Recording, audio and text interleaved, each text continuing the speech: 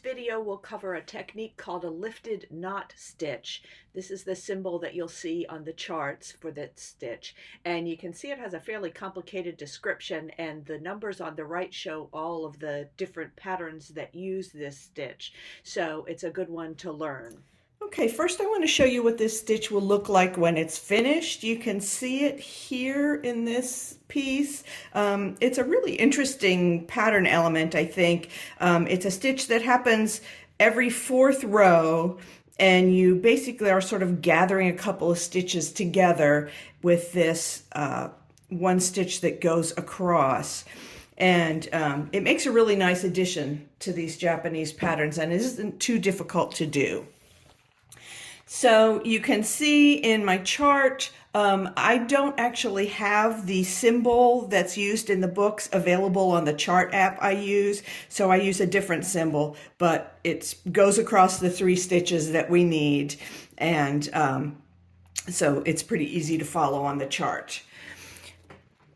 If you are knitting along, you should have finished up through row, let's see, 41 of the pattern. And you can see these really nice, the pattern that we've gotten because of the decreased stitches we practiced, where we practiced moving 1 stitch and then where we moved several stitches. We really have a nice pattern going so far, and now we'll add one more element to it. One other thing I've done is I've changed the stitch markers, and you can see that in the chart where the marked columns have changed.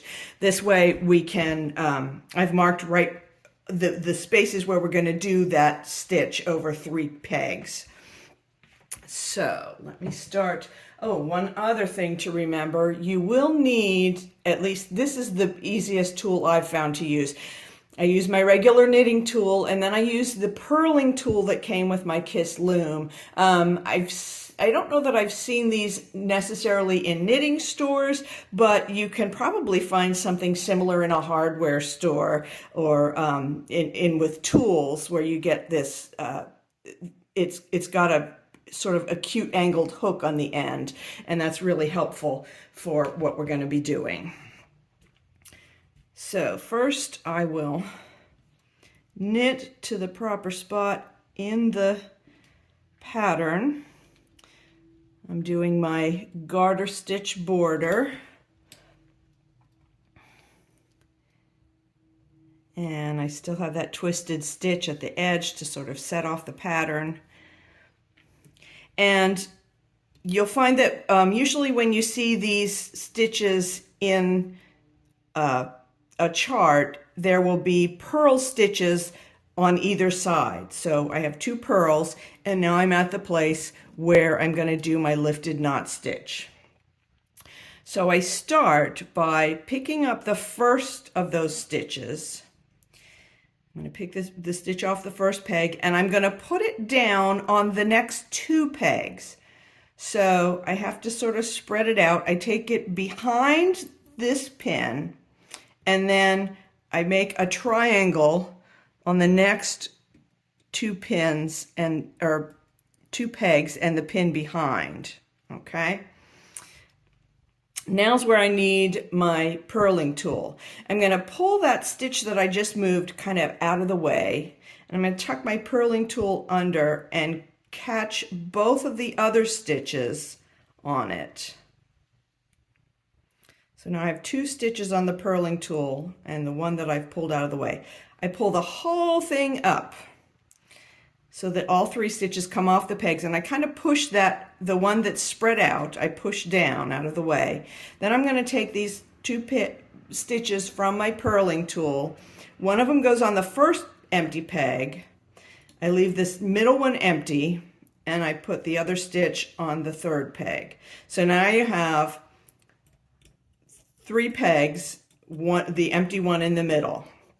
And now you just knit, yarn over, knit on those 3 pegs.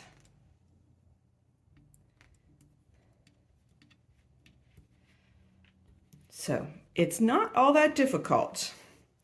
I'm going to go on and do a couple more. So I've got my couple of 2 pearls in between, because you want a background of reverse stockinette behind them so that these stitches stand out. Now I'm at my 3 stitches again where I'm going to do this lifted knot stitch.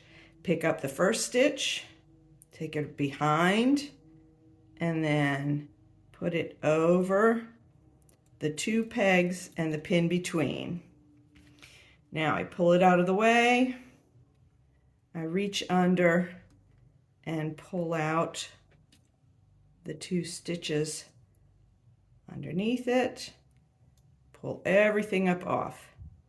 Now, I find the easiest way to set the stitches down is I take the one that's closest to the edge of the tool, I take off and just hold in my fingers. Then the other one I put down on the first peg and skip one empty and put the other stitch on the third peg. Now knit, yarn over, knit.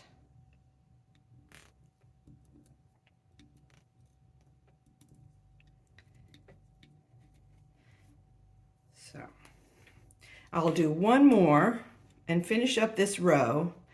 You'll notice that then in the next 3 rows in the pattern, basically you're just keeping up that reverse stockinette background, and the 3 stitches where the knot stitch goes, those will be knitted in the rows in between. Okay, pick up the first stitch, move it over behind, put it down on the next 2 pegs, move the stitch out of the way, catch the other 2 stitches on your other tool, pull everything off. 1 stitch on the first peg, 1 stitch on the third peg, so you have an empty in between to do knit, yarn over, knit.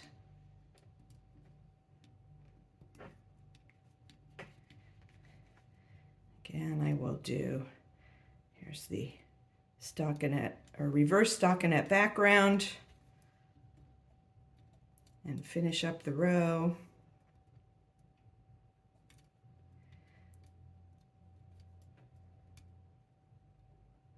Now you don't see the results of this stitch right away. So if I turn this over now, you can't really see it. I can see where those, where the stitch was pulled across, but it's hard to see the pattern until you've done a few. So I will go off camera and finish up a couple of these stitches so that you can get an idea of what they look like and come back and show you. Okay, I've worked a few more rows of the chart so you can see what it looks like once you start. You get a few of these lifted knot stitches into your pattern. Once you get more than one of them, you start to see that gathered effect. On the pattern, the section in the orange box could be repeated several times if you need some practice on those stitches. I will include in the chart that I'll put on Ravelry that you can get for free, I'll include another chart so you can, you could make a scarf by doing several repeats of this section of the pattern, and then I'll add a symmetrical end that will look like what we've knit so far. So you could make a scarf, or you could just stop here with a few rows of garter stitch and end it there if you're tired of practicing. I hope you've enjoyed learning some of these techniques. My next video will be some even more advanced decrease and yarn over combinations with some different kinds of stitches in between. So I hope you're enjoying learning with me, and I hope you'll watch the next video.